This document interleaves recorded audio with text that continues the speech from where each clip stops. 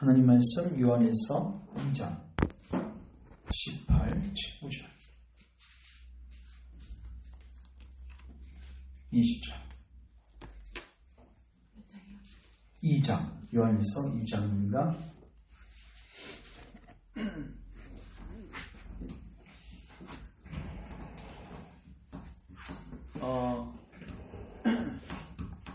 요한일서 2장 18, 19, 20절 교독하고 20절을 같이 읽습니다. 아이들아, 지금은 마지막 때라. 적그리스도가 오리라 하는 말을 너희가 들은 것과 같이 지금도 많은 적그리스도가 일어났으니 그러므로 우리가 마지막 때인 줄 아노라. 그들이 우리에게서 나갔으나 우리에게 속하지 아니하였더니 만일 우리에게 속하였더라면 우리와 함께 거하였으리니와 그들이 나간 것은 다 우리에게 속하지 아니함을 나타내려 함이니라. 시작. 너희는 거룩한 자에게서 기름 부음을 받고 모든 것을 아느니라. 아멘. 자, 기도합니다. 주님, 오늘도 주의 말씀으로 우리를 부욕해 하시고 우리를 풍성한 자리로 인도하시고 특별히 진리가 우리에게 적용되어져서 우리가 그리스도께로 더욱더 다가가는 은혜가 있게 하옵소서. 오늘도 주의 마음을 우리에게 가득 부어 주셔서 우리가 주님의 마음으로 간절하게 기도하게 도와주시고 기도하는 가운데 주님의 뜻을 이루어 주옵소서. 예수님의 이름으로 기도합니다. 아멘. 자, 오늘은 407페이지 일시적 믿음입니다. 네, 이제 거의 끝을 다가가고 있습니다. 끝으로 다가가고 있어요. 끝으로 다가가고 있는데 제가 오늘은 조금 전체적인 것을 윤곽을 또 잡아줄 거예요. 잘 보십시오. 오늘 제목 뭐예요? 일시적 믿음, 타락하는 이유. 우리 차례 한번 보실까요? 우리 차례 오늘 잠시만요. 배터리가 없는 것 같은데.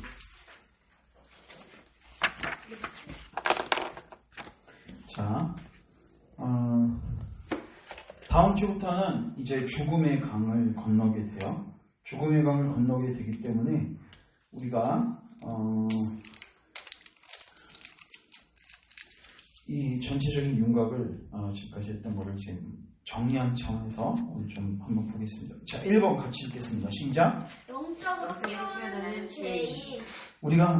제가 이것도 오늘 아침에 묵상이 됐던 건데 우리가 하나님을 만났다 이렇게 표현하죠. 보통 우리 예전에 저 중고등학교 시절 때 좀 믿음 좋으신 분들이 와서 자주 물었던 거, 너 하나님 만난 적 있어? 이 질문 많이 들어요. 오늘날은 별로 없어요. 맞죠?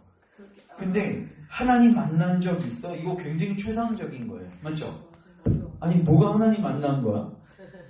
뭐 저 사람처럼 이렇게 교회 생활 열심히 하면 하나님 만난 건가? 아니면 꼭 하나님 만난 적이 있다는 사람들은 그래도 다른 사람들이 갖고 있지 않는 뭔가 체험이 있을 거예요. 그러니까 하나님 만났다고 뭔가 확신이 되겠죠. 근데 중요한 건 하나님 만나는 방법에 대해서도 하나님께서 계시하셨어요. 맞죠? 그러니까 엉뚱하게 만나면 안 돼. 그거 만난 게 아니에요. 왜냐면 예수님이 자기를 뭘로 소개하셨냐면 내가 뭐다? 길이다. 길이 뭐예요? 누구에게로 가는 길이에요 이게? 하나님께로 나아가는 길이에요. 그 성경에 보면요. 보배롭고 산길 대신 예수님. 이거 찬양도 있어요. 그러니까 보배로운 길인데 이게 무슨 길이냐면 하나님께로 나아갈 수 있는 길이에요. 맞죠?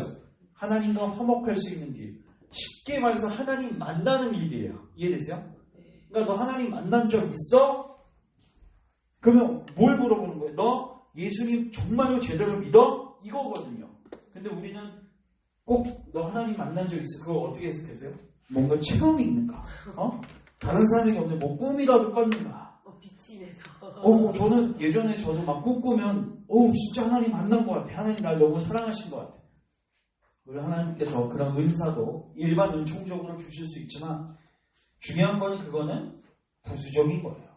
본질은 누굴 통해서 만나는 거예요? 예수님을 통해서 만나는 겁니다. 근데 중요한 거는 또 이게 문제예요. 그럼 예수님을 교회에서 다 가르쳐요. 근데 누구는 사실 예수님을 뭐 하지 않아요? 믿지 않아요. 그러니까 이제는 우리가 두 번째로 확인해야 할 거는 예수님을 믿는 이 믿음이 뭐냐? 맞죠? 왜냐면 하나님께서 하나님께로 나아가는 길, 하나님을 만나는 길로 누굴 택하셨어요? 예수님. 예수님을 택하셨죠. 맞죠? 그 다음에 예수님을 뭐하게 하셨어요? 믿게 하셨어요. 이거 누가 하시는 거냐면 누가 하세요? 성령님이에요. 그러니까 우리가 하나님과 만나기 위해서는 누구의 도움이 필요해요? 예수님과 성령님. 근데 진짜로 형편없는 집단은 이 두 분 다 무시합니다. 맞죠? 예수님도 없고 성령님도 없고 체험 갖고 막 귀신 체험 갖고 하나님 만났다고 정의하는 사람들이 있어요. 맞죠? 이거 문제예요. 근데 오늘날 어떤 집단이 또 있냐면 예수님은 얘기해요. 맞죠? 근데 성령님에 대해서 이야기하지 않아요. 그래서 예수님에 대해서 지적으로 어떤 교리적 지식만 있으면 그게 예수님 믿었다고 생각해요. 근데 우리가 천리역정을 통해서 굉장히 강조하는 부분이 뭐였어요? 지식 필요 안 필요해요? 필요합니다. 그러나 이 지식이 뭐가 돼야 돼요? 내 체험이 돼야 돼요. 근데 이건 누가 하세요? 성령님이 하세요. 그래서 우리가 이 천리역정을 통해서 궁극적으로 뭐 하려는 거예요? 하나님 만나려고 하는 거죠. 그렇죠? 근데 이 하나님 만나는데 감사하게도 뭐 일로 가도 하나님 만나고 절로 가도 하나님 만나고 그거 복잡하지 않아요. 딱 길이 하나입니다. 예수님을 통해서 그리고 성령님의 조명하심을 통해서 참된 믿음을 가지고 예수님을 믿음으로 하나님께로 나아가는 겁니다. 이 길 말고는 없는 거예요. 그게 우리가 천리역정을 통해서 배운 거죠. 맞죠? 그러면 이거는 이제 전체적인 그림이고 좀 더 구체적으로 배웠던 게 뭐냐면 우리가 천리역정책에서 배웠단 말이에요. 맞죠? 천리역정책에서 우리가 이 전체적인 과정을 배운 거예요. 특별히 성령님께서 역사하셔야 돼요. 맞죠? 네. 예수님을 우리 안에 계시해 주셔야 돼요. 예수님을 우리에게 적용시켜 주셔야 되는데 그 과정들이 있단 말이에요. 그 과정도 성경에 기록이 되어 있습니다. 그러니까 이 과정 말고 이상한 과정으로 믿는 거는 다 뭐예요? 바르게 만난 게 아니란 말이에요. 특별히 하나님께서는 성령님을 통해서 우리로 하여금 예수님을 만나게 하실 때, 예수님을 통해서 하나님께 나아가게 하실 때 반드시 처음에 죄에 대한 뭐를 허락하세요? 죄의 책망 혹은 죄의 각성. 죄에 대한 책망 혹은 죄에 대한 각성. 이거가 없으면 우리가 예수님을 믿을 수 있다 없다? 없다. 왜요? 예수님께 나아가지 않습니다. 그래서 우리가 저번 시간에 했던 거 두 번째는 뭐예요? 통회. 이거는 죄가 이제 위험하다는 것을 인식하는 거고 이게 점점 심해지면서 슬퍼하게 되고 실질적으로 이 죄에서 떠나기로 결정하게 돼요. 악한 길을 떠나려고. 완벽한 삶을 얘기하는 게 아닙니다. 이제 이러한 삶을 살아야겠다고 뭐 하기 시작해요? 애쓰기 시작해요. 근데 애쓰는데 돼요? 안 돼요? 안 돼요. 그러면서 점점 그 영혼은 어떻게 되냐면 겸비해집니다. 겸손해집니다. 겸비가 무슨 뜻이에요? 겸손하게 준비된다는 뜻이에요. 맞죠? 뭐가 준비된다는 거예요? 누구 만날 준비됐다? 예수님 만날 준비됐다. 그래서 이 겸비한 영혼은 이제 따라서 찾고 구하게 된다. 찾고 구하게 돼요. 누굴 찾아요? 하나님의 얼굴을 구해요. 하나님의 손이 아니라 하나님의 얼굴. 하나님의 임재. 하나님 만나고 싶어 한단 말이에요. 하나님의 은혜를 구하게 돼요. 그러면 성령님께서 그 심령 안에 누구를 계시하세요? 예수님을 계시해 주세요. 그러면은 이 영혼이 예수님 아니면 뭐가 있다? 구원이 있다. 이거를 깨닫고 예수님께로 나아가요. 그 시로보니게 여인처럼 그리고 혈루병 여인처럼 예수님 지나갈 때 그냥 욕을 먹든 사람들이 미친놈 취급하든 그런 건 상관없어요. 개인 취급당해도 예수님께 나아가는 거예요. 왜요? 예수님 말고는 답이 없는 것을 깨닫게 되었으니까. 맞죠? 그래서 뭘 얻는 거예요? 의로운 땅을 얻게 되는 거죠. 칭. 그리고 이 사람은 이제 그 다음부터는 어떻게 죄와 뭐 하게 돼요? 싸우는 삶을 살게 돼요. 이게 신자의 삶입니다. 신자의 삶을 한마디로 요약하면 죄와 싸우는 삶이에요. 그러니까 신자의 삶은 완벽하진 않지만 죄하고 뭐예요? 싸워요. 지더라도 싸워요. 애씀이 있어요. 이게 계속 반복되는 단어인데 애씀이 있어요. 애씀. 그러니까 습관적으로 그냥 아무런 무방비 상태에서 죄하고 타협하는 건 있을 수 있다 없다? 없다. 그런 건 존재할 수가 없는 거예요. 이게 뭐예요? 한 영혼이 하나님을 만나는 방법입니다. 이게 우리가 철력중에서 배운 거예요. 그러면은 철력중에서는 계속 뭘 다루냐면 이게 정확한 방법이고 이 방법대로 만나지 않는 여러 샘플들이 나온 거예요. 누가 있었어요? 고집쟁이도 있었죠. 우리 한번 생각해보자. 고집쟁이 있었고 또 누구 있었어요? 변덕쟁이. 또 누구 있었어? 수다쟁이 있었죠. 맞죠? 또 수다쟁이와 같이 있었던 사람 누구였지? 수다쟁이도 있었고 뭐 대마도 있었고 그 다음에 형식주의도 있었고 위선자도 있었고 맞죠? 등등등 무지도 있었고 일시적 믿음 가진 사람도 있었고 불만과 수치. 누구? 불만과 수치. 불만도 있었고 수치도 있었고 맞죠? 세상 지혜자도 있었고 맞죠? 네. 이 수많은 샘플들이 뭐예요? 왜 이걸 보여줬을까요? 우리가 빠지기 쉬운 함정들을 다 보여주는 거예요. 그래서 누구를 점검해라? 니를 점검해라. 뭘 점검하라는 거예요? 네가 정말 제대로 된 루트를 통해서 하나님 만났는지 그거 점검하라는 거예요. 근데 이것만 가르쳐주면 어떻게 돼요? 자, 이것만 가르쳐줬어요? 그러면 허영의 시장에서 내가 지금 막 시장 물건을 사고 있어. 근데 내 죄를 깨달을 수 없죠? 그러니까 존 버년이 뭐 한 거예요? 빠질 수 있는 함정 거의 다 써놓은 거예요. 니네 허영의 시장에서 빠지고 있으면 니네 이 길로 가고 있지 않다는 거의 반증이야. 그래서 우리는 이 철력중을 통해서 먼저 나를 점검해야 되고 우리 안에 정말 이걸 우리가 뭐라고 하죠? 이 예수님 만나 이제 결국 예수님 만나 이게 뭐예요? 회심이에요. 이게 십자가 체험이죠. 결국 이 과정들이 있는지를 점검하고 이제 이 과정이 우리에게 있을 수 있도록 기도하는 거. 그리고 우리 사랑하는 가족들과 교연에 이 은혜가 임할 수 있도록 기도하는 거. 이게 뭐예요? 이게 부흥을 위한 기도예요. 우리가 이번 주일에도 제가 설교 때도 나눴지만 모세가 그거 구한 겁니다. 이스라엘 백성들이 뭘 몰랐어요? 하나님 지금 나에게 심판을 하고 계신다는 사실을 몰랐어요. 여러분 이스라엘 백성들이요. 초창기에 모세가 십계명을 받으려고 올라갔을 때도 자기들이 금송아지 만들면서 자기들이 죄 짓고 있다는 거 몰랐어요. 맞죠? 그리고 이스라엘 백성들이 바벨론 유수될 때 바벨론으로 포로로 잡혀갔을 때도 자기들이 우상 숭배하고 있다고는 꿈에도 생각 못했어요. 왜 우상을 뭘로 불렀어요? 하나님이라고 불렀어요. 우상을 가지고 호칭을 뭘로 불렀어요? 하나님. 그러니까 나는 하나님 섬기고 있다고 생각한 거예요. 그러니까 뭐가 없어요? 각성이 없죠. 내가 죄인이라는 게 없는 거예요. 그러니까 그 영혼이 하나님의 은혜를 찾고 구하겠습니까? 없죠. 그래서 하나님께서 먼저 하신 작업이 뭐냐면 선지자들을 통해서 그들이 하나님의 어디 안에 있다? 심판 아래 있다를 보여주시는 거예요. 그래서 선지자들이 천만함에 이스라엘 백성들을 뭐예요? 책망하죠. 좋은 메시지가 별로 없습니다.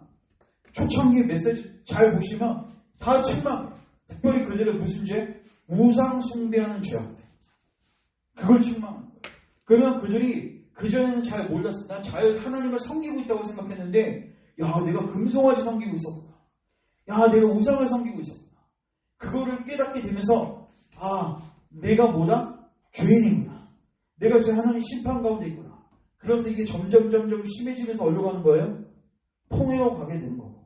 그 다음에 이제 정말로 겸비해지게 되죠. 그러면 이제 그 영혼은 주님께 나와서 뭘 구합니까? 주님의 얼굴을 구해요. 이게 모세였어요. 모세가 그 영적 상태를 깨닫게 되었을 때 나에게는 우리 공동체에게는 하나님의 은혜 말고는 답이 있다 없다? 없다. 이걸 깨닫고 하나님의 은혜를 구한 거예요. 오늘날 신약적 용어로 표현하면 누굴 구한 거예요? 성령 하나님을 구하는 거예요.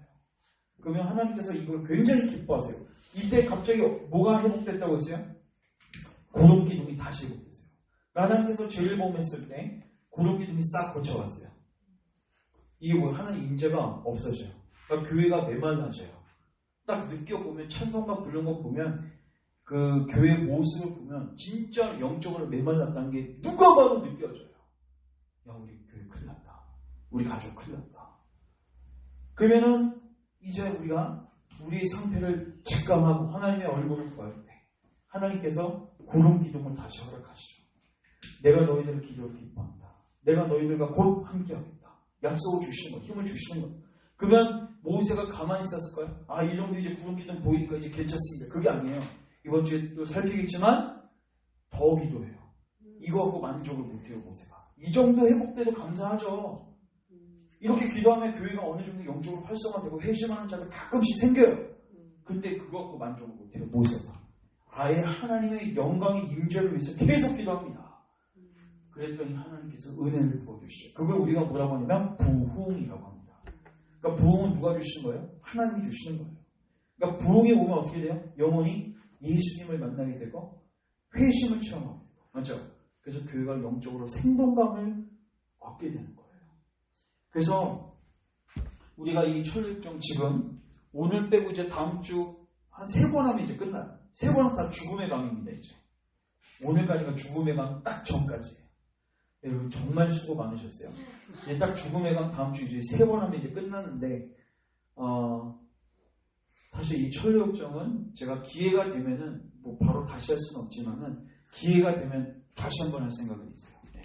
이거는 별로 찰스 스펄전 이거 몇 독한지 아세요? 오디오 찍은 거야? 아니요. 아, 앞에 써. 아 그래? 있냐 그거? 어디서 됐어? 저기 뭐 아 이게 머릿말이나 그런 데 있을 거야? 이거 여기 싸져 있는 해설. 해설을 써야 될 그게 있어요. 아 네. 그렇구나. 네. 찰스 스펄전 목사님이요. 쉽게 해서 목사님이신데 회심을 위해서 목회했던 분입니다. 근데 그 목사님은 성경 강으로 이걸 거의 끼고 사셨어요. 그래서 어떤 영혼들이 딱 찾아오면은요. 쟤 변덕쟁이다. 쟤 누구다? 쟤 위선자다. 쟤 누구다? 수다쟁이다. 쟤. 많이 너무 많다.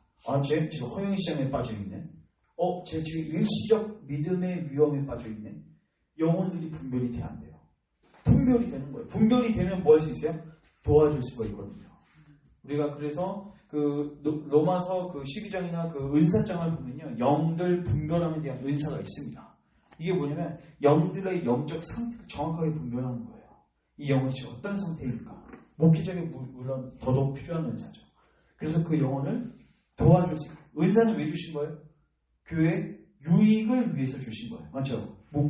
분별해가지고 돈을 타내거나 혹은 그 영혼을 비판하기 위해서 주어진 게 아니라 그 영혼을 바르게 도와주기 위해서. 그래서 이게 자기를 점검하는 측면에서도 굉장히 중요하고 여러분들이 남을 도와주기 위해서도 영적 분별력을 위해서도 굉장히 필독입니다. 그래서 이거 한 번만 읽지 마시고 선생님도 책 가져가셨으니까 여러 번 읽으세요.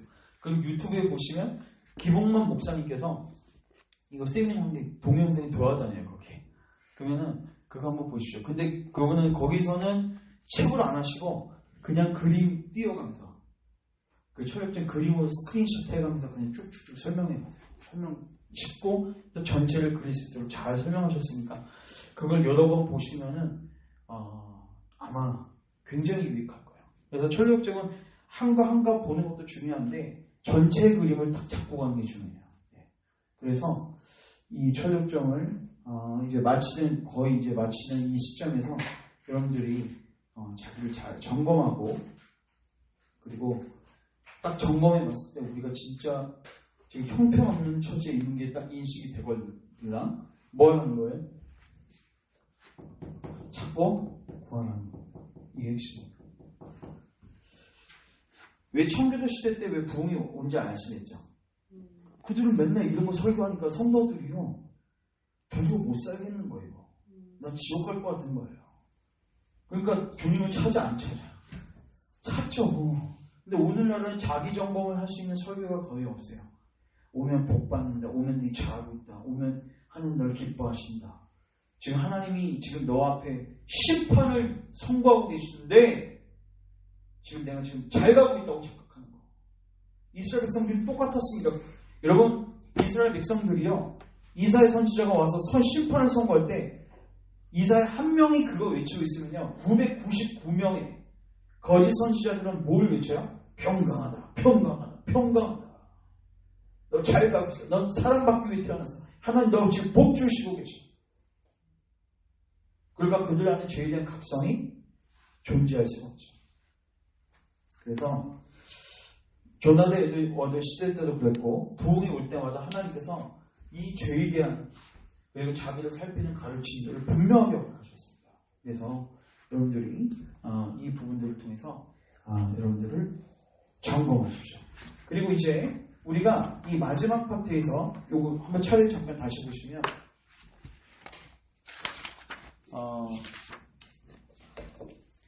이제는 하도 많이 해서 이거 전체를 다 설명할 수가 없어요. 기회가 되면 제가 이거 쭉 한번 연결시켜 드릴게요.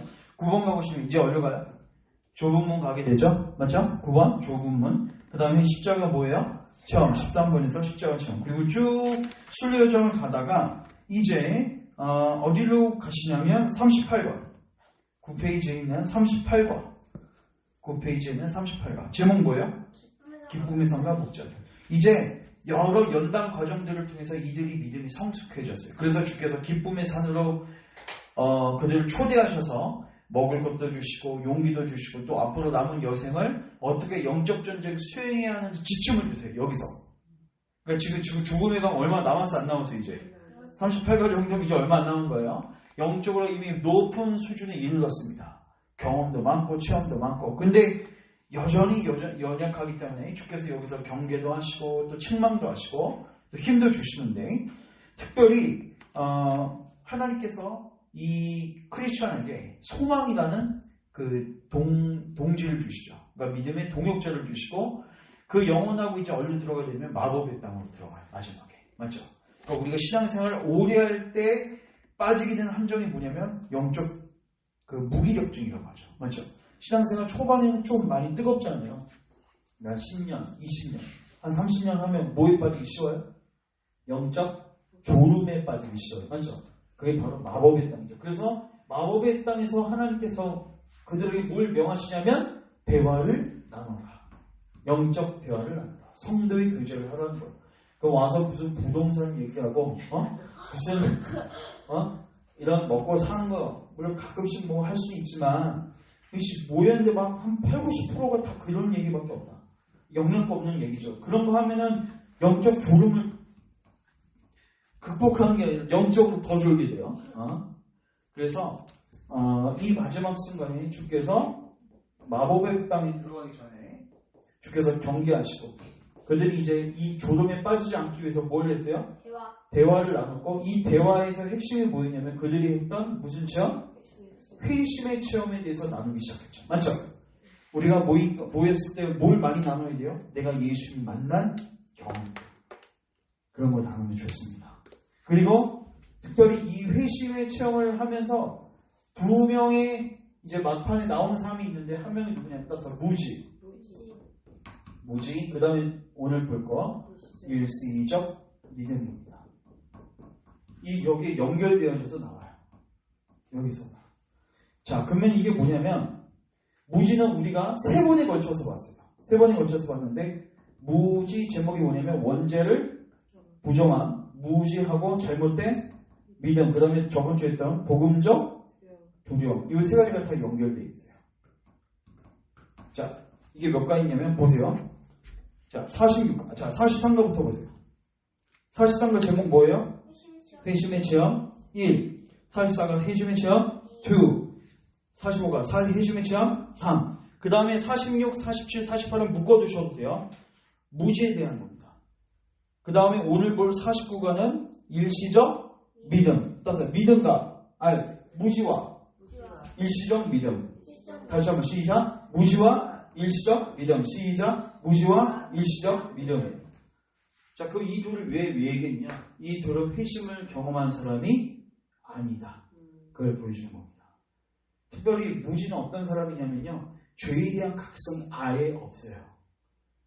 죄에 대하여 어떠한 정죄도 받은 적이 없어요. 오늘날 교회 그런 사람 많죠. 하나님의 심판에 대해서, 지옥에 대해서 뭐 고민하는 거는커녕 들어본 적도 없어. 교회 왜 나온지도 몰라요. 그러니까. 이거 굉장히 무서운 겁니다. 무지. 뭐가 무지하다는 거예요? 우리 영적 형편에 대해서 무지하다는 거예요. 내가 죄인이고 하나님이 심판을 받는다는 것에 대해서 전혀. 그래서 하나님을 두려워해 안 해요? 안 해요. 그 사람은 회심을 한 적이 있어요? 없어요? 없습니다. 우리가 이걸 3주에 거쳐서 살폈고요. 그러니까 당연히 이런 사람들이 교회에 들어오면, 이 무지 같은 사람들이 들어오면 성화의 삶을 살겠어, 안 살겠어요? 안 살죠. 시작할 때조차도 두려워하지 않았는데 무슨 이제 예수님이 널 위해서 죽으셨어. 네 이제 죄 지어도 하나님 널 다 용서하셔. 이런 복음을 들었는데 더 어떻게 해야 되겠어요? 방종한 삶을 살게 되겠죠. 맞죠? 그래서 이 무지와 같은 사람은 우리가 경계해야 된다. 회심하지 않는 사람입니다. 이 사람은 아직. 자, 근데 이제 우리가 오늘 보게 될 뭐예요? 일시적 믿음. 이 일시적 믿음은 무지하고 달라요. 이 사람에게는 죄에 대한 각성이 있었습니다. 슬퍼함도 있었어요. 그리고 부자 청년처럼 예수님께 나와서 내가 어떻게 하면 구원을 받겠습니까? 물어보기도 해요. 출문하기도 해요. 때로는 자꾸 구하는 것 같아요. 근데 결국 최종적으로는 배도하게 됩니다. 결국 최종적으로는 예수님을 떠나게 돼요. 부자 청년이 그 이후에는 어떻게 된지 모르겠지만 그 순간에 예수님께 나와서 영생을 얻고 싶다고 했죠. 예수님께서 막 여러 가지 권면들을 했는데 그 부자가 나중에 어떻게 해요? 근심하며 떠나니라 이렇게 돼 있어요. 아니 구원받고 싶으면 계속 붙어 있어야 되는데 예수님께 은혜를 구해야 되는데 결국 떠나요. 이게 뭐예요? 일시적 믿음. 물론 부자 청년이 그 다음에 어떻게 될지는 후속편은 잘 모릅니다. 이제 복음서 뒷부분에 보면은 부자 청년이 예수님 죽었을 때, 죽고 부활하실 때 와서 예수님 챙기는 걸 보고 부자 청년이 나중에는 결국은 회심했다. 이렇게 보는 사람들도 있는데 그 부자 청년인지 모르겠고 어쨌든 간에 일시적 믿음은 무지보다는 아는 것 많아요. 영적으로 교리적으로 아는 것도 많고 자기의 죄에 대해서도 어떤 일부분 각성이 있었습니다. 그러나 결국은 이 각성이 일시적으로 끝나버리고 결국은 죄로 돌아가게 되고 결국은 최종적으로는 교회도 떠나고 나중에 배도까지 하게 돼요. 이게 누구예요? 일시적 믿음. 왜 일시적인 말이 붙었는지 알겠죠? 일시적으로는 믿음이 있는 것처럼 보인다는 거예요. 뭐가 더 무서운 거예요? 일시적 믿음. 이게 더 분별하기 어려운 거예요. 이거는 솔직히 분별하기 싫어요. 저는 목회자 입장에서 이러한 유의 사람들이 있습니다. 그러면 그 영혼들은 분명해. 그 영적 상태가. 그래서 그 영혼을 회심을 위해 기도합니다. 근데 이 일시적 믿음을 갖고 있는 분들은 긴가민인 거예요. 아직 회심했는지 아닌지. 근데 경계해야 됩니다. 이 사람도 회심하는 게 아직 아닙니다. 자, 우리 한번 407페이지 이제 가겠습니다. 407페이지.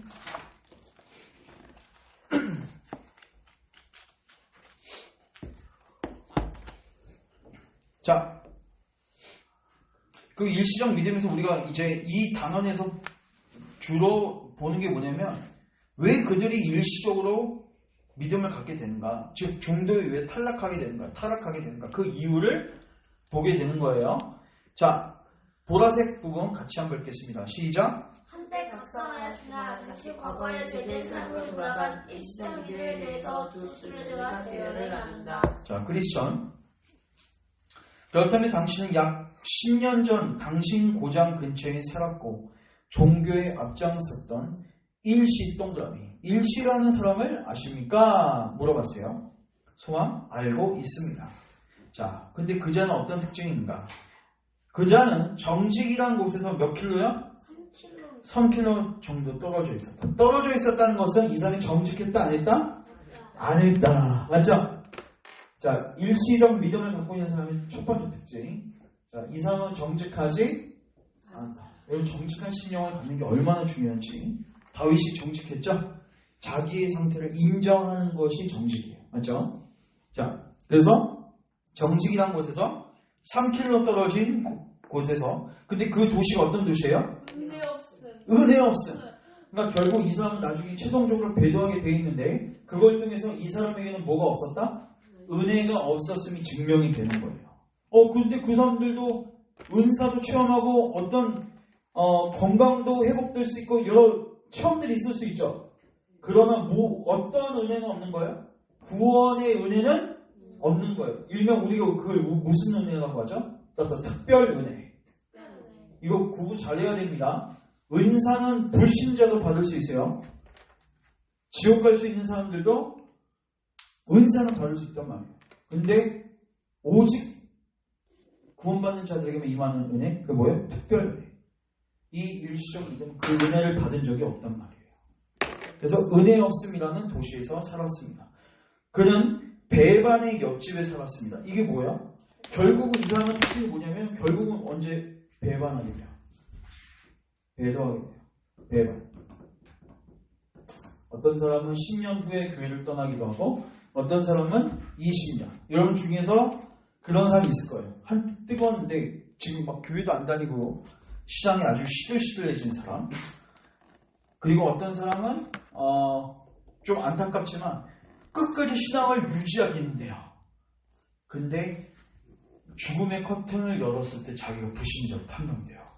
그건 정말 이거는 정말 안타까운 거예요. 그러니까 그 사람은 끝까지 자기가 속인 거예요. 근데 그 사람도 역시 일시적 믿음이라고 보면 돼요. 자, 그 다음 크리스천. 맞아요. 그는 배반과 같은 지붕에서 살았지요.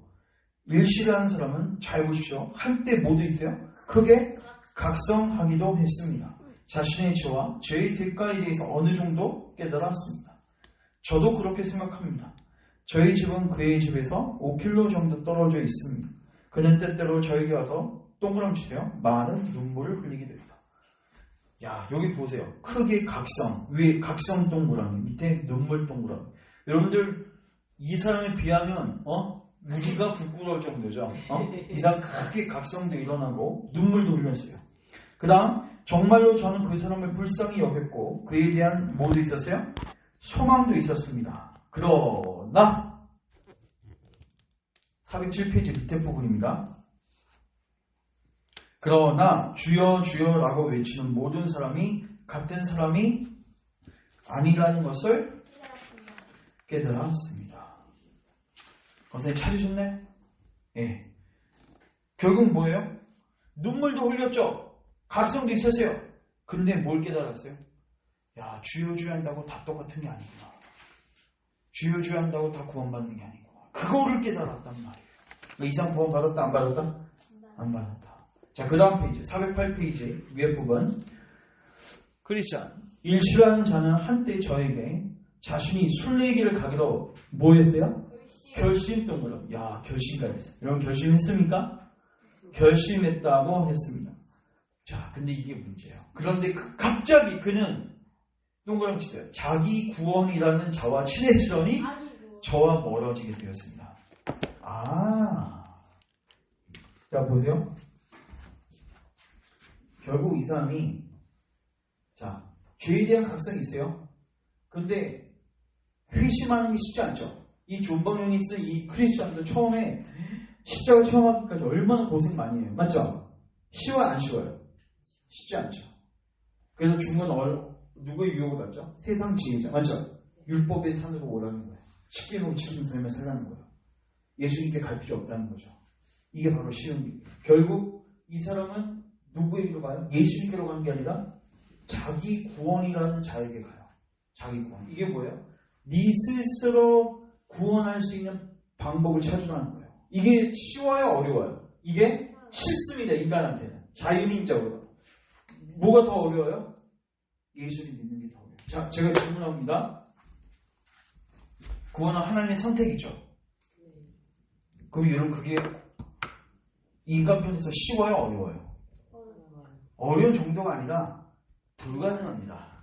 이건 진짜 하는 주권이란 말이에요. 그러니까 인간이 어떻게 해요? 어떻게 해서든 내 힘으로 내가 구원해 보려고 하는 거예요. 그래서 인간은 하나님의 선택, 하나님의 작전 교류를 싫어합니다. 본성상. 맞죠? 아니 내가 생각해보세요. 내가 야곱이면 감사하겠지만 내가 에서면 감사하겠어요? 여러분? 내가 에서라고 한번 생각해보세요. 여러분 하나님이 누군가를 선택하시고 누구를 버리셨다는 것을 우리는 교리적으로 알지만 그게 자연인에게는 거북스럽단 말이에요. 왜냐하면 우리는 다 우리가 야곱이라고 생각하거든요. 하나님이 야곱은 기뻐하셨고 에서는 버렸다고 돼 있죠. 미워하셨다고 돼 있죠. 우리는 꼭 우리가 야곱이라고 생각하지만 생각해보세요. 우리가 예수님을 최종적으로 믿기까지는 내가 야곱인지 에서인지 몰라요. 그러면 이거는 굉장히 자연인적으로 봤을 때는 맥 빠지는 일이에요. 그러니까 내가 아무리 노력해도 하나님이 나를 에서처럼 대우하시면 나는 가망성이 없다는 거거든요. 그러니까 하나님 주권 앞에서 내가 할 수 있는 게 아무것도 없는 거예요. 사실 그 영혼이 할 수 있는 건 뭐밖에 없어요? 찾고 구하는 거예요. 그리고 하나님 그 자에게는 반드시 예수님께서 결단코 너를 내쫓지 않으신다고 약속하셨죠. 근데 이제 그 영혼이 이 선택 교리를 남용해가지고 잘못 적용해가지고 어떻게 하는 거예요? 이제 스스로 구원하는 자리로 가는 거예요. 예수님 괜찮아. 내가 내 행위와 내 스스로의 노력을 가지고 뭔가를 해보려고 하는 거예요. 이게 한국에 나타난 전형적인 종교 프레임입니다. 이렇게 하면 교회가 편해요. 여러분, 하나님이 다 하시면 쉬울 것 같아요? 이게 더 쉬울 것 같아요? 아니에요. 이거 굉장히 어려워요. 하나님 하실 때까지 뭐 해야 돼요? 기다려야 돼요, 여러분. 회심이 일어날 수 있도록 뭐 해야 돼요? 그 영혼을 기다려야 돼요. 근데 오늘날 얼마나 쉽습니까? 나오세요. 결심문 작성하세요. 목사님이 질문할 때 무조건 예라고 하면 대답하세요. 그런 다음에 세례 받으세요. 성령님이 역사하시지 않아도 기계적으로 인간의 힘으로 다 할 수 있는 거예요. 얼마나 쉬워요. 그러니까 인원적으로 확장이 될 수밖에 없는 거죠. 근데 결국 이렇게 되면 누구에게 안 가요? 예수님께로 가지 않는다. 자, 두 번째 줄부터 다시 읽습니다. 그런데 갑자기 그는 자기 구원이라는 자와 친해지더니 저와 멀어지게 되었습니다. 소망. 지금 우리가 그 삶에 대한 이야기를 하게 되었으니 자, 이제 사람들이 갑자기 타락하는 이유에 대해서 생각해 봅시다. 자, 이제까지는 이슈를 던진 거고 이제 교리를 살펴보는데 여기 타락하는 이유 동그라미 치세요. 타락하는 이유. 여러분들의 이해를 돕기 위해서 그 다음에 다음 페이지 밑에 부분 소망 보세요. 소망 보시면 지금까지 제가 그들이 타락하는 이유에 대해서 이야기했습니다. 이제 당신이 저에게 뭐에 대해서? 타락 방식 동그라미 주세요. 그러니까 지금 여기서 두 가지 이슈가 있는 거예요. 하나는 타락하는 이유, 하나는 타락하는 방식. 타락하는 이유, 타락하는 방식. 자, 그러면 이유에 대해서 왜 그들은 타락했을까? 자, 여기 1번, 2번, 3번, 4번 보여 안 보여요? 보이죠? 네. 번호 보이시죠? 네, 카운트가 매겨져 있습니다. 쉽습니다. 자, 1번부터 봅니다. 비록 이와 같이 사람의 양심에 각성이 있었죠. 죄에 대한 것도 각성이 있고 심판에 대한 인식도 있어요. 그러나 줄치세요. 아직 그들의 마음은 변화되지 않았습니다. 각성이 있다고 변화된 건 아니에요. 따라서 죄책감이 사들어지면 종교적인 생활이 끝나게 되고 다시 그들의 원래의 삶으로 자연스럽게 돌아갑니다. 이거 정말 좋은 비유인데 예를 들어 걔가 음식을 먹고 불편해졌어요. 그럼 고통이 심해지면 먹을 것을 어떻게 하죠? 인간도 여러분 토하는 게 얼마나 지저분해 맞죠? 근데 자연스럽게 위가 그렇게 반응하게 돼 있는 거잖아요. 토 안 하면 못 참을 것 같은 거예요. 맞죠? 근데 중요한 거는 우리는 그 토한 걸 보고 먹어요 안 먹어요? 안 먹죠. 근데 걔는 배고프면 그걸 또 먹어요. 제가 저번 주인가 아주 희한한 일을 봤는데 그 이모네 농장에 갔는데 새끼 강아지를 나와가지고 한 이것만 6마리가 살아서 이렇게 근데 하루 돌아다니니까 그 철종을 가둬놨는데 먹을 걸 이렇게 가져가거나 막 이렇게 냄새만 주고 막 환장을 하는 거예요. 근데 갑자기 한 놈이 똥을 딱 쌌는데 애들이 다 달라들더니 그걸 다 먹어치우는 거예요. 똥을 쌌는데 진짜요. 그래서 이게 개라는 동물이 이게 뭐가 지저분한지 이걸 구분을 못하는구나. 자, 이게 여기서 정확하게 표현이 돼요. 보십시오. 예를 들어 개가 음식을 먹고 불편해져서 고통이 심해지면 먹을 것을 토해내는데 이는 개가 자신의 뭐로?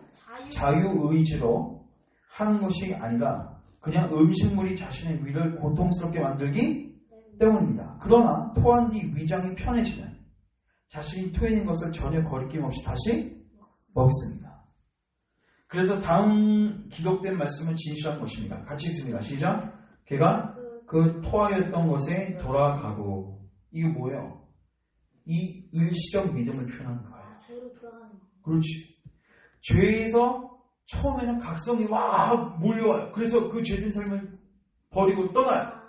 근데 나중에 죄에 대한 각성이 줄어들고 좀 편안해져. 위정이 편안해지는 것처럼 이제 각성이 별로 없어져요. 그러면 다시 어떻게 돼요? 죄된 삶으로 돌아가요. 이게 사도 바울이 얘기했던 겁니다. 걔가 그 토하였던 것에 돌아갔다.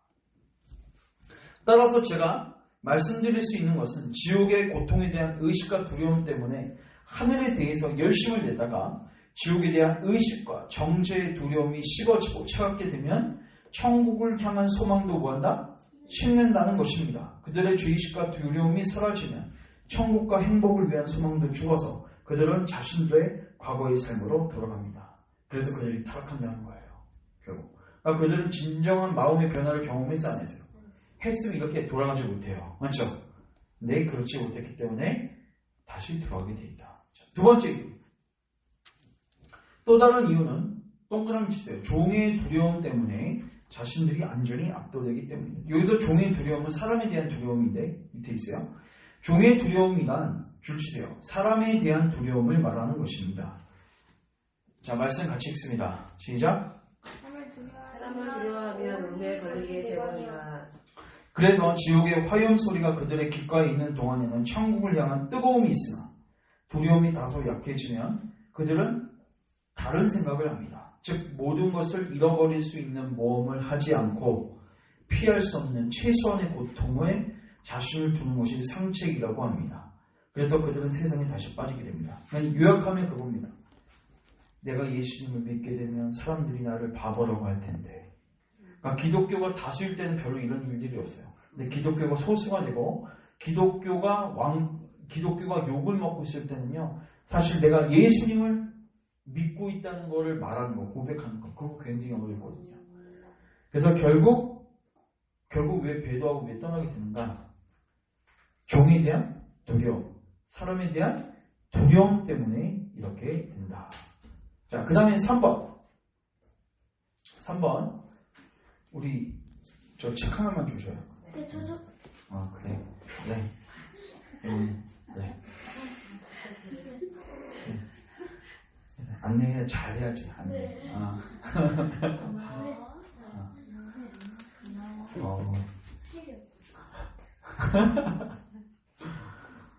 자, 우리 409페이지입니다. 3번.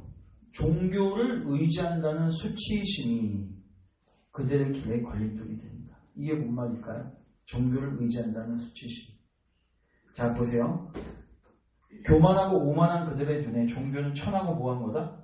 낮은 것이다. 따라서 지옥과 다골 진노에 대한 의식이 사라지면 그들은 다시 과거의 삶으로 돌아간다. 그러니까 쉽게 말해서 이거예요. 이들은 왜 예수님을 떠나요? 교회를 결국 떠나요? 배교하게 돼요? 처음에 예수님의 가치를 알아요? 몰라요? 가치를 몰라요. 그러면 그때는 그냥 그 변덕쟁이처럼 그냥 뭔가 좋은 거 있으니까 교회 들어온 겁니다. 성들과 교제하는 게 즐겁고 또 내 뭐 건강 회복 위해서 기도 들어가는 거죠. 그런 수준으로 교회 들어왔다가 나중에 교회 때문에 사람들에게 욕을 먹거나 또 그 남자들 같은 경우는 특별히 종교를 의지한다는 거가 굉장히 나약하게 보일 때가 있어요. 여자들은 사실 울음도 많고 한데, 그럼 제가 이거는 아는데, 그 청년부 같은데 있었을 때, 한 4,500명 되는 규모의 청년부에서 찬양팀을 딱 하잖아요. 그 앞에 있는 사람들이잖아요. 저도 이제 건반을 쳤었어요, 거기서. 건반 치는데, 아직도 기억이 나는데, 정말 신앙적으로 성숙한 사람들은요, 남자들도 거기 안에서 하나님께서 주시면 울기도 하고 자기 감정을 표출하는데요. 이게 일반적 사고에 사로잡혀 있는 사람들은요, 거기 위해서 절대로 울지 않습니다. 네. 왜냐하면 우는 게 뭐라고 생각해요? 수치라고 생각해요. 특별히 남자들은 이걸 더더욱. 이거는 남자임을 부정하는 거라고 생각해요. 내 죄를 이야기하고 일명 우리가 나눔한다고 하죠. 연약한 모습을 드러내는 거. 이걸 굉장히 어려워해요. 그래서 결국 그런 것 때문에 떠나기도 해요. 그 다음에 4번. 보십시오. 죄책과 두려움은 그들에게 뭐한 거다? 무거운 것이다. 여러분, 지옥에 대해서 설교 듣는 건 쉽지 않습니다. 맞죠? 그럼 여러분들, 지옥에 대한 설교 맨날 해대면 여러분 그 교회 가실 거야? 그 남아있을 거야? 오, 진짜? 여러분, 이거 쉽지 않습니다, 진짜. 갈 때마다 뭐 위로는커녕 처음에 내 죄만 보게 되고 하나님 심판이 서 있겠다. 자유형이 하나도 없어요. 그러면. 근데 필요하거든요.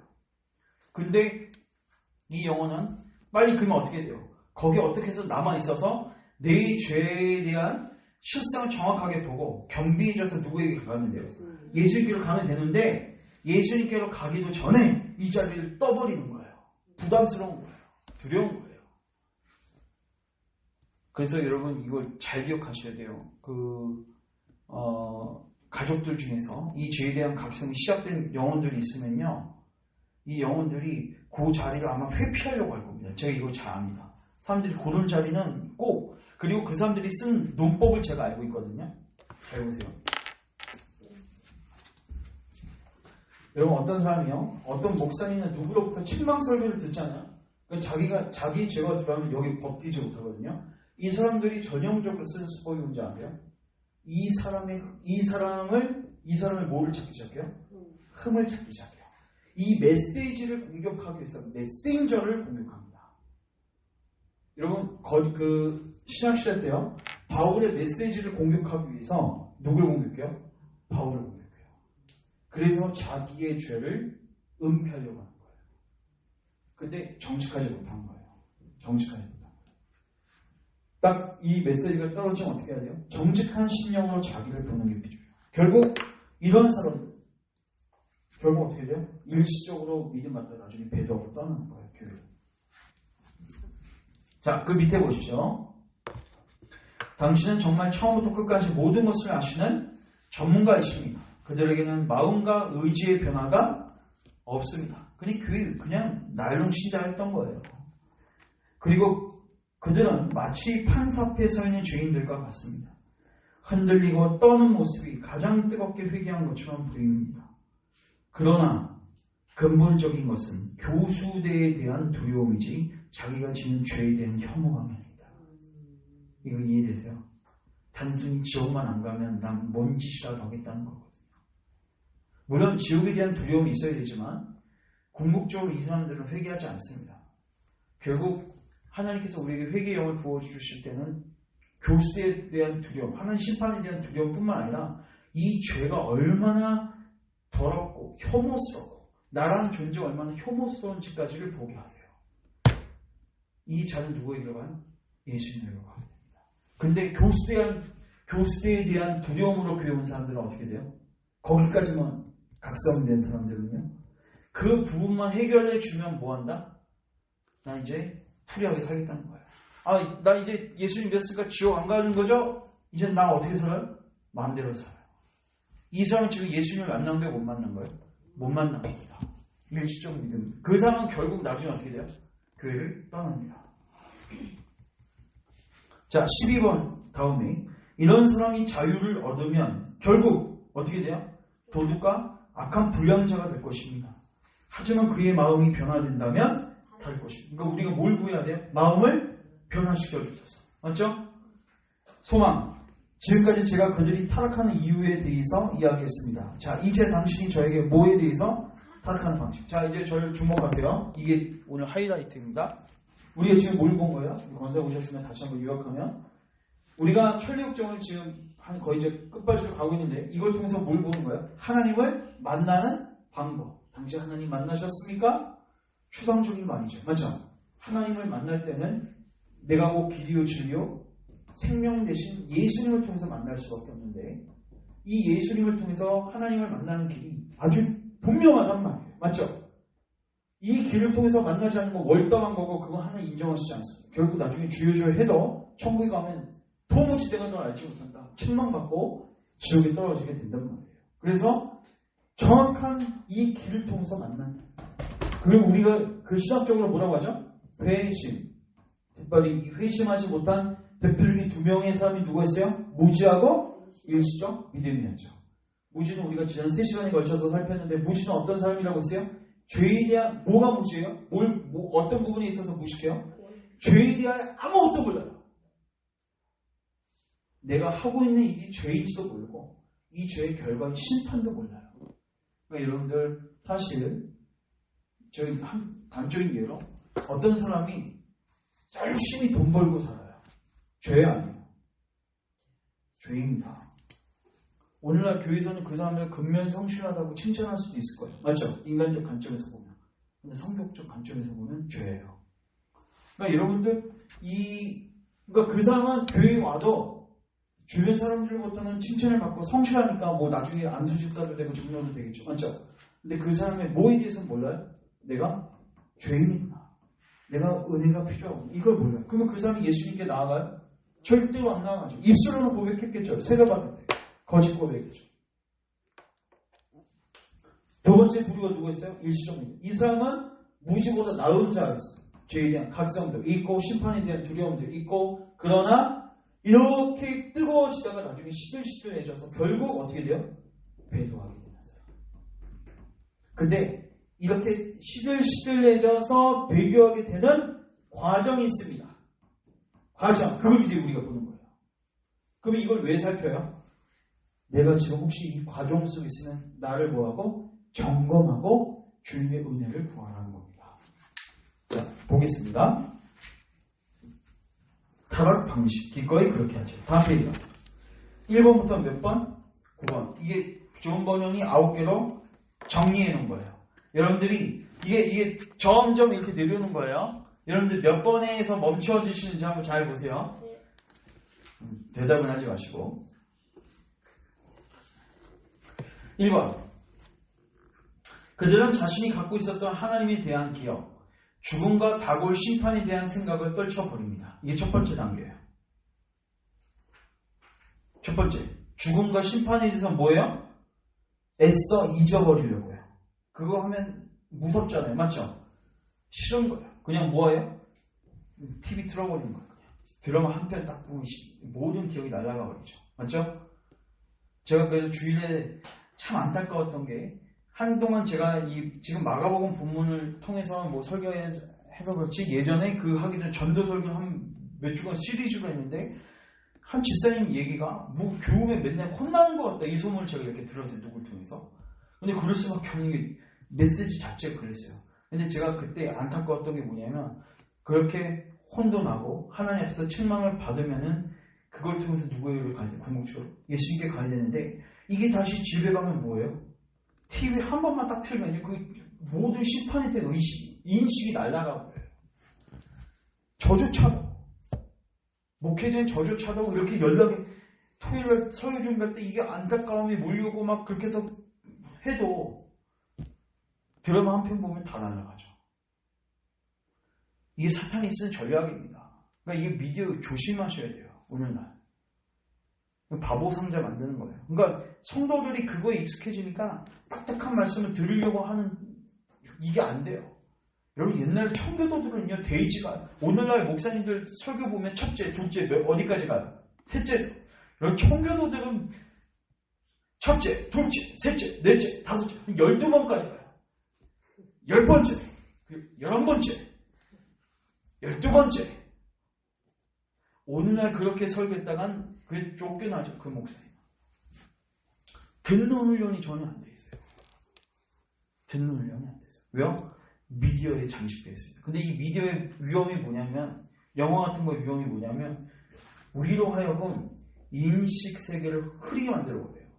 내가 지금 하나님 앞에 사는 거 또 하나님 죽은 다음에 심판이 있는 거 이거에 대해서 다 잊어버리게 만들어요. 여러분들 혹시 우리가 1번 단계에 있는지 점검하십시오. 이것부터 시작입니다. 자, 그러면 이제 1번이 되면 그 다음에 2번 단계가 이제 슬슬 시작되는데 그런 다음에 그들은 뭐 골방 기도 그리고 육체의 정욕을 억제하는 일 또 죄를 경계하고 슬퍼하는 것과 같은 동그라미 주세요. 개인의 의무를 점점 소홀히 합니다. 개인적 경건이죠. 맞죠? 그러니까 오늘 쉽게 말씀과 기도를 이제 소홀하기 시작하는 거예요. 은혜의 수단들을 부지런하게 사용하지 않기 시작하는 거예요. 자, 3번. 그 다음에서 이제 점점 은혜의 수단들을 사용하지 않으니까 이제 생동감이 없어지게 되고 더더욱 생동감이 있는 신자들은 어떻게 해요? 만나지 않게 됩니다. 이게 끼리끼리 모인다고 해서요.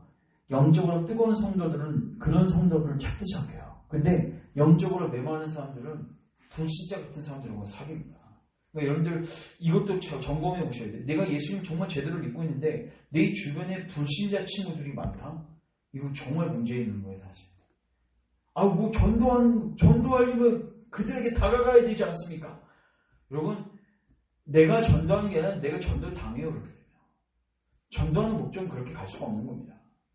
누굴 만나고 있는지 보면 알 수 있어요. 그러니까 만나는 사람이 차이나기 시작해요. 그다음 네 번째, 이후에 그들은 무슨 의무? 공적 의무. 아까 두 번째는 무슨 의무? 개인적 의무. 이제는 공적 의무. 이거는 기본적으로 교회에서 만든 공적 의무들. 예를 들어서 금요 기도회, 우리로 치면 주일 예배 같은 것들. 이런 것들조차도 시들시들해져요. 공적 의무, 즉 말씀을 듣고 읽고 성경 공부하는 것 등에 냉담하게 반응합니다. 자, 이게 이 정도 왔으면 이제 심각한 거예요. 주일도 많이 거르고 이게 지금 배기화하는 단계입니다. 5번. 그런 다음에 경건한 사람들을 뭐를 끄집어내요? 결점들을 끄집어내요. 왜? 그 사람들하고 붙어있으면 내 죄가 보여 안 보여? 보이니까 짜증이 나는 거예요. 맞죠? 그래서 그들의 결점을 끄집어내고 마귀와 같이 되어서 경건한 자들의 연약함을 모해서 핑계 삼아 종교를 내던져 버립니다. 이게 무슨 말인지 아시겠죠? 그들의 연약한 걸 딱 잡아가지고 죄도 못 지키는 거 왜 나한테 요구해? 다 이렇게 살다 가는 거지 뭐. 무슨 회개야, 무슨 죄야 이게. 결국 종교를 내던져 버리죠. 정직함이 없는 거예요. 그러면서 이제 6번. 아까 3번은 뭐예요? 그리스도인들과 접촉을 피했죠? 이제 6번은요. 아주 적극적으로 죄악된 사람들을 찾기 시작해요. 그들은 육신적이며 방종하며 음탕한 자들과 함께 어울리기 시작하고 7번. 그들은 은밀하게 육신적인 음탕한 대화를 나누고 정직한 자라고 여겨지는 자들에게서 깨끗지 못한 점을 발견하면 기뻐하면서. 왜 기뻐할까요? 왜 기뻐할까요? 이 사람이 깨끗하면 내 죄가 더 잘 보이잖아요. 맞죠? 그러니까 다른 사람 흠 딱 보이면요 아주 기뻐해요. 그리고 더욱 담대히 그런 짓을 행해요. 그리고 8번이 정말 무섭습니다. 같이 읽습니다. 시작. 난 다음에 그들은 작은 죄들을 근세적으로 지키기 시작합니다. 옛날에는 그런 죄들을 지키는 지어도 부끄러워했어요. 그래서 걸리면 부끄러워 했는데 이제는 공개적으로 지어요. 이런 죄들. 그리고 결국은 나중에 딱 걸리잖아요. 배째라요. 나 이제 졌다 어쩔래. 막 이런 거예요. 그래서 9번. 강박한 그들의 본색을 결국 드러내요. 어떤 본색을 드러내? 나 신자 아니야. 나 회심한 자 아니야. 나 일시적 믿으면 그걸 드러내기 시작해요. 결국 교회 떠납니다. 이제. 본색을 드러냅니다. 따라서 그들은 비참한 늪 속으로 빨려 들어갑니다. 은혜의 기적이 일어나지 않는 그들은 자신들을 속이는 기만 속에서 영원히 멸망합니다. 여러분, 청교도들이 이런 걸 설교했다고요. 이런 걸 딱 설교 들으면 내가 지금 몇 단계에 있는지 보이죠? 1, 2번 정도는 모르겠는데 막 내가 지금 한번 6번, 7번 정도 있다. 이거 거의 불순자 수준이거든요. 내가 만약에 한 8번 정도 됐다. 내가 거의 9번이다. 이 9번이 뭐라고 돼 있어요? 은혜의 기적이 일어나지 않는 한 소망이 없다. 그래서 이런 그 해석자의 집에서 그 철창살을 갇혀있는 그 남자가 아주 풀이 죽어있는 채로 기억나세요? 네, 기억나요. 기억나요? 요거 하나만 보고 이제 정리할게요. 그게 몇 페이지였죠? 그게 몇 페이지냐면요. 94페이지 가보세요.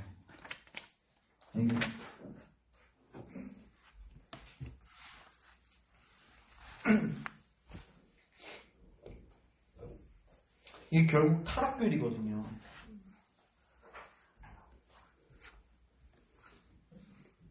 자, 1번 철장에 갇혀있는 남자죠? 해석자는 성령 하나님을 의미합니다. 성령 하나님은 다시 크리스천을 매우 컴컴한 방으로 데리고 들어갔다. 그곳에는 쇠 철장 안에 앉아있는 한 사람이 있었다. 그 남자는 매우 슬퍼 보였고 땅만 내려다보고 있었다. 그리고 양손을 포갠 채 가슴이 찢어지는 듯이 한숨을 쉬고 있었다. 크리스천은 이것이 무엇을 의미합니까? 라고 물었다.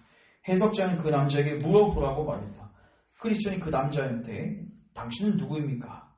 그랬더니 그 남자가 뭐라고 대답해요? 나는 과거에는 이런 사람이 아니었습니다. 지금 이제 뭐야? 타락했다는 거예요. 근데 크리스천, 그거 과거에는 어땠습니까? 그 남자. 과거에는 나 자신이나 다른 사람이 보기에도 상당히 철저하고 화려하게 신앙 고백을 했던 사람이었습니다. 전에는 나 자신이 천성의 도시에 합당하다고 생각했고 그 천국에 갈 수 있다고 생각하며 매우 기뻐했습니다. 크리스천. 그래요? 그런데 지금은 어떻게 된 것입니까? 그 남자. 나는 지금 무슨 사람이 되어? 절망의 사람이 되어서 새 철장 안에 갇혀있는 것처럼 절망 속에 갇혀 있습니다. 나는 빠져나갈 수가 없습니다. 지금 나는 빠져나갈 수가 없어요. 어떻게 이런 상황에 이르게 되었습니까? 자, 그 과정이 여기서 어떻게 설명되는지 같이 읽습니다. 시작. 나는 깨어있지 않았고 근심하지도 않았습니다. 내 목에는 정욕의 고삐가 놓여 있었습니다. 그리고 하나님의 말씀의 빛과 하나님의 선하심에 대항해서 죄를 지었습니다. 나는 성령을 근심시켰고 성령은 나에게서 떠나셨습니다. 마귀의 유혹에 빠져 마귀가 나에게 왔습니다. 나는 하나님의 진노를 불러일으켰고 하나님은 나에게서 떠나가셨습니다. 내 마음은 매우 강팍해져서 회개할 수도 없게 되었습니다. 아까 우리가 읽은 이 타락 가정하고 똑같은 내용이에요. 다른 표현을. 여러분 오늘날에 얼마나 이 타락하는 사람들이 많은지를 보십시오. 이거 가르쳐야 돼요. 가르쳐야 돼요. 이걸 왜 가르쳤어요? 우리를 점검하라는 거예요. 그러면 제가 묻겠어요. 신자들도 그 가정 속에 있을 수 있어요? 없어요? 이 침체 가정에 있을 수 있죠. 근데 결코 하나님은 참된 신자들은 여기까지 못 가게 합니다. 반드시 이런 가르침들을 통해서 자기를 점검하고 나의 위기 의식을 깨닫고 주님의 도움을 구해서 은혜의 기적이 일어나게 만듭니다. 그 다시 올라가게 돼요. 그런데 만약에 이 사람이 계속해서 떨어지듯이 시작해서 결국 교회를 떠났다. 그리고 이렇게 죽었다. 그럼 제가 질문합니다. 한 번 구원받은 자가 지옥 갈 수 있습니까? 아니죠. 그럼 뭐예요? 이 사람은 처음부터 하나님의 자녀가 아니었다는 거예요. 그게 증명됐을 거예요. 어떤 사람이 이걸 가지고 예수님 잘 믿어봐야 네가 열심히 안 하면 어떻게 된다? 또 지옥 갈 수 있다. 마치 내게 뭔가가 달려있는 듯한. 잘못된 겁니다. 누가 하는 거예요? 하나님 다 하시는 거예요. 근데 최종적으로 이렇게 됐다. 그 이 사람이 갖고 있었던 신앙 고백은 뭐예요? 거짓이었죠. 위선자였던 거죠. 오늘 우리 열방교회도 그렇고 오늘 한국교회 전반적 상황 보면 공적 의무 태만이 하죠. 개인적 의무는 두말할 것도 없고 죄와 심판에 대해서 얼마나 인식하고 살고 있습니까? 누구를 만나고 있습니까? 사람들이 세상 친구를 많이 만나죠. 나중에는 죄를 지어도 별로 부끄럽지도 않아요. 공개적으로 죄를 짓습니다. 그리고 나중엔 교회를 떠납니다.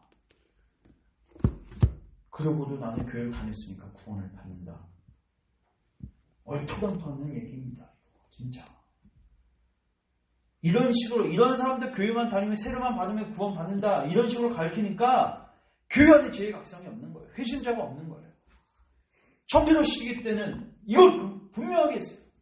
이 사람의 일시적 믿음은 회심한 사람이다 아니다? 아니다. 분명히 가르쳤어요. 그러면 내가 일시적 믿음의 상황 속에 있으면 그 사람은 어떻게 해야 되겠어요? 겸손해질 수밖에 없었던 거예요. 내게 하나님의 은혜가 필요하구나 인식이 되는 거예요. 오늘날 그 메시지가 필요합니다. 그래서 우리가 철학적으로 제가 오늘 전반적으로 정리한 겁니다. 누굴 점검해라? 나를 점검하고 여러분들의 가족들을 살펴보십시오. 가족들의 아까 그 타락가족 1, 2, 3, 4, 5 어떤 분은요 1번조차도 시작되지 않는 분도 계세요. 그러니까 어떤 분은 솔직히 말해서 미안하고 죄송하지만 일시적 믿음이 아니라 누가 더 많아요? 오늘날은 무지가 더 많아요. 하나님 심판에 대한 인식이 없습니다. 그래서 우리 조국교회 또 열방교회 또 권사님 다니시는 무슨 교회죠? 반석교회. 이런 각성의 은혜가 있을 수 있도록 기도하셔야 돼요. 근데 이 각성의 은혜가 있으려면 반드시 메시지에 죄에 대한 선포가 반드시 있어야 됩니다. 불편함도 있어야 됩니다. 그리고 남아있을 자는 하나님 남게 하신다. 정직한 심령을 가신다. 제가 기도하고 같이 연합해서 기도합니다. 주님, 세대가 악하고 미혹의 영이 활기를 치는 이 시대 죄에 대한 교리가, 하나님의 심판에 대한 교리가 가르쳐지지 않고 많은 영혼들이 방종으로 치닫고 있습니다. 무지합니다. 일시적 각성에 빠져서 결국은 배도의 과정을 거쳐서, 타락의 과정을 거쳐서 주님을 떠나고 교회를 떠나는 영혼들을 많이 보게 됩니다. 주님, 우리를 불쌍히 여겨주시고 우리에게 다시 은혜의 기적을 일으켜 주시옵소서. 주의 성령 하나님을 부어주셔서 우리를 죄와 의와 심판에 대하여 책망하시고 죄에 대한 깊은 각성들이 교회 안에 다시 일어나게 하시고 주님을 찾고 구함이 일어나게 하시고 찾고 구할 때 예수님을 계시하여 주셔서 우리를 구원의 길로 인도하옵소서. 예수님의 이름으로 기도합니다. 아멘.